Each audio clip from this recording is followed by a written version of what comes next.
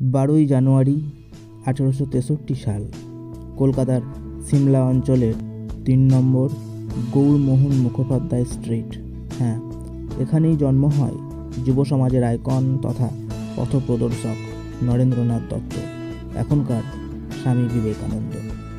প্রসঙ্গত, ক্ষেত্রীর রাজা অজিত সিং বিবেকানন্দ এই নামকরণ করেছিলেন। Ladies and gentlemen, welcome to the afternoon session of the opening day today, the 11th of September, 1893. We now introduce you to Swami Vivekananda from India and request him to address us. Swami Vivekananda.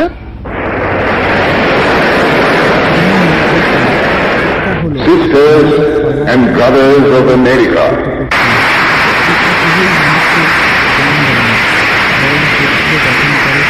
আত্মবিশ্বাস বাড়ায় এবং সমাজসেবা করার জন্য অনুপ্রাণিত করে।